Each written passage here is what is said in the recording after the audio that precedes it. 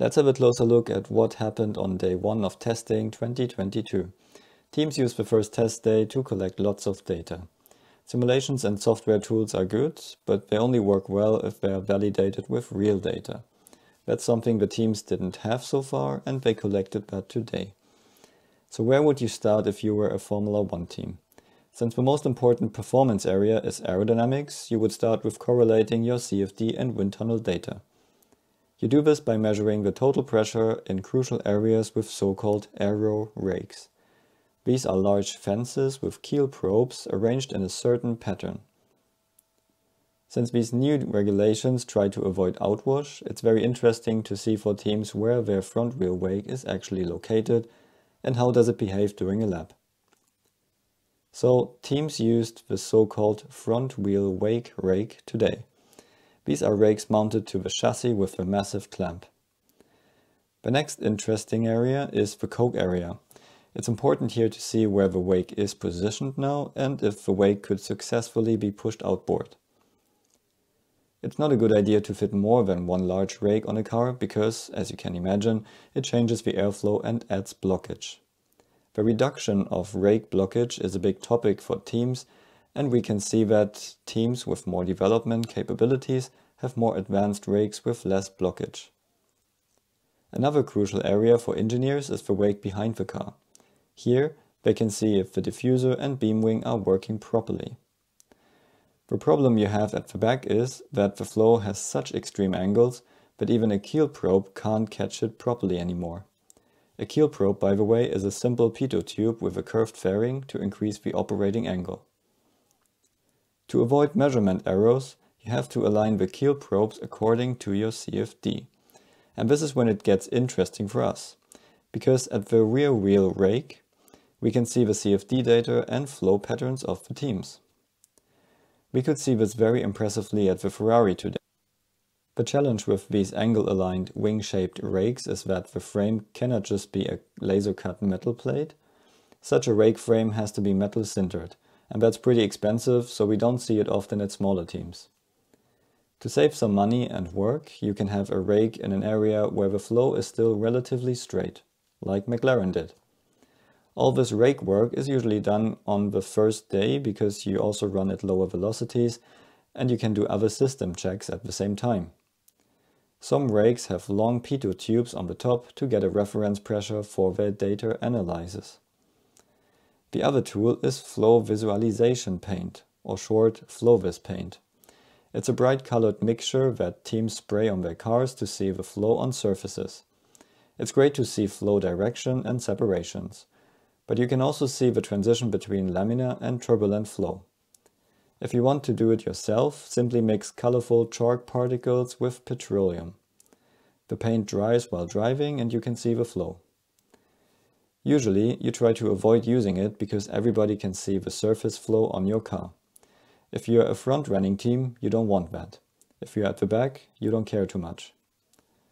Let's have a look at what happened at each team today. First of all, the highlight this morning was the first look at the new Red Bull. If you want to know more about the car, check out my other video in the description. Red Bull used FlowVis paint on their beam wing and diffuser edge, which shows us a very clean flow, as we know it from Red Bull.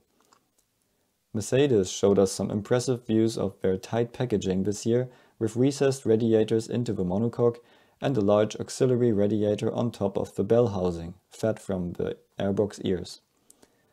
In front, we see the air intake for the engine with filter. As in previous years, if we see the back, the Mercedes looks like it has larger wings than the Red Bull. Red Bull traditionally creates more downforce with their underbody. Adrian Newey's final thesis was about ground effect. At Aston Martin we could see the unusually high seating position of Vettel. Alpine gave us a good look at their new package. We can see the engine air intake with the filter in front, just like the Mercedes, and the auxiliary radiator fed by the airbox ears, also like the Mercedes. On top we can see the water-to-air intercooler. We see how the charged air exits the intercooler and runs towards the plenum. On the right-hand side of the car we see the water lines that run to the first radiator at the back. The first one gets the coolest air. We got another view of AlphaTauri's impressive bodywork, and, of course, Ferrari used their legendary rear wheel wake rake. Ferrari also used Flovis paint in the diffuser, which gives us an idea of the flow in there. McLaren did rake work too and used Flovis paint on their beam wing. It looks awful, but this is from before the run, so we don't see the flow pattern here. Later on, we could see a fully Flovis beam wing and rear wing. The flow here looks very clean. The slightly darker areas show you the transition between laminar and turbulent flow. Nice about these new generation cars with their high outlets is that you can look underneath the bodywork.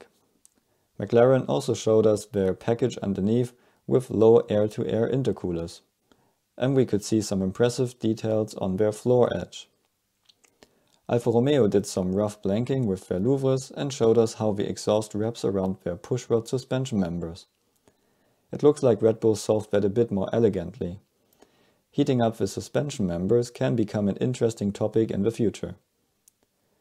Williams did some wake work too, and we can finally see how their side pods work and why their inlets are so big. There is an outlet at the back of the side pod, which they opened and closed today. This allows them to create outwash for the upper front wheel wake, which is a nice idea. The question is just, what do they do with the massive inlet area when they close this outlet? Williams traditionally uses lots of Flovis paint, and they also did that today. We can see that, as I said in my earlier Williams video, the round nose is great for guiding flow around the nose, but the aggressive flap is blocking that. Behind the flap, the flow is running nicely around the nose. And at Haas, we could see some closer pics of their nice details. Haas also lost their Louvre cover on one side today. This is what testing is for. I hope you enjoyed this little insight and see you tomorrow.